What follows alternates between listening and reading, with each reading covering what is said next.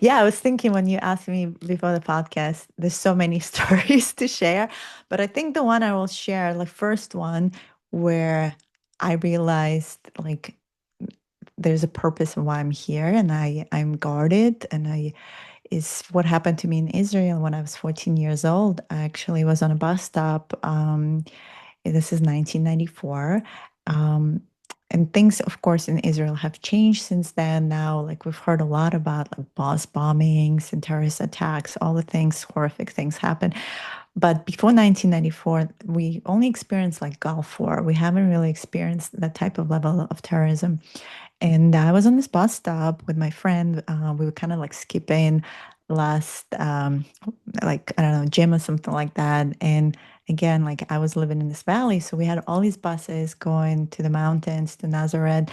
And all of a sudden, I heard this voice, internal voice that was saying, "You gotta go. You gotta go. Like, leave the bus stop." And I was like, "No, I'm not doing that." And this voice started fighting with me. It was really interesting. Um, and it was such a beautiful day in April. It was just like, all we wanted to do is just kind of go home, enjoy ourselves, as teenagers that like don't, a little carefree.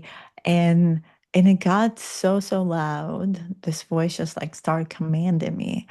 And luckily, I succumbed to it. I grabbed my friend and we crossed the street. And next thing we didn't fully understand what happened, but essentially the bus stop blew up. And it was just a terrible situation. It was the first actually terrorist bus bombings that happened in Israel in this April 1994. And this voice saved us. And that's really started my internal, I would say, questioning of reality and transcendence, who I am and why this happened to me. But now I understand this was my higher self. This was, all these guardians and in my support teams around me that just were making sure it wasn't my time to go for sure. And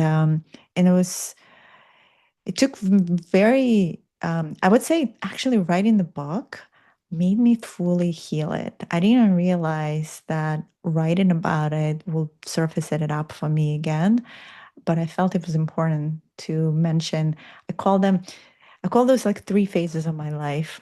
Usually, in actually a lot of shamanic practices, we talk about this stages of transformation. So the scorpion, which is like the shadows, then from the scorpion, you move into the eagle, which is where the eagle kind of flies over the situation. And the scorpion, you kind of on the bottom of the lake, it's really dense.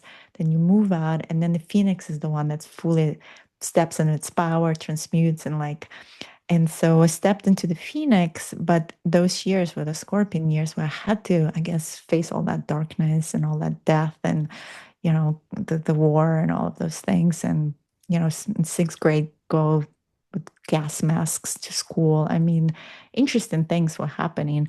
But that bus bombing, I think was almost like in the moment we experience trauma, I'm sure many can relate, especially in childhood. And this is what I help many to do is like we freeze that soul piece because it's just so much to process that we don't know how to deal with it. So it's almost like that memory becomes frozen. Like we remember parts of it, but not the whole picture. And it's so important to go actually back into that moment, whatever that was for you, like identify the trauma and then go back to that age. Where did it really start? And because what's happening now that I understand how nature of reality works and like soul pieces, we literally, it's like energy. Like, sometimes you open your computer and your browser has all these tabs open and you're like, oh my God, it's like really having a hard time processing it all. Sometimes you have to reset, reboot, close your computer. That happens to me a lot, right? So this is what happens when we have too many tabs open. We literally leak in and draining our energy systems because we have these other things that are open through space and time.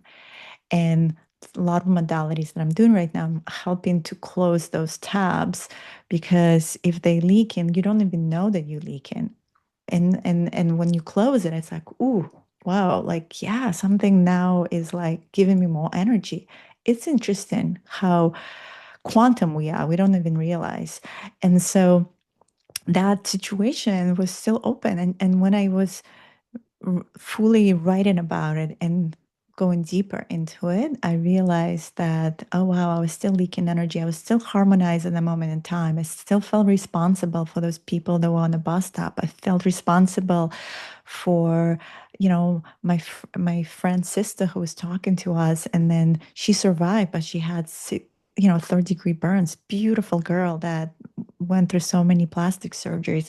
I mean, how those lives were impacted, and we avoided it. And so it was beautiful because my childhood friend, and we kind of been like off and on. I felt like sharing with her. I sent her the book recently, and she's now here. She lives in the United States, and she read it, and she actually told me it was so healing for her too, because she's still been waking up from some nightmares. And I didn't even know that. We never talked about it. So it's important to recognize those moments, those miraculous moments, but also moments where there's deep trauma or circumstances that beyond our control, and be really grateful for, the being alive in many ways. So I am grateful for living that moment, but also that moment doesn't define me anymore or what happened. And if anything, it makes me stronger, and so grateful that, I have these guardian angels and my higher self that has been vocal and I've been listening to my higher self. So, very deeply, I've been really guided. So I encourage everyone to really listen and not, you know, if there are things that are uncomfortable, sometimes we want to like hide them, like shove the dust under the rug and not look at it. And it's important right now for us to, look at it, even when we don't want to.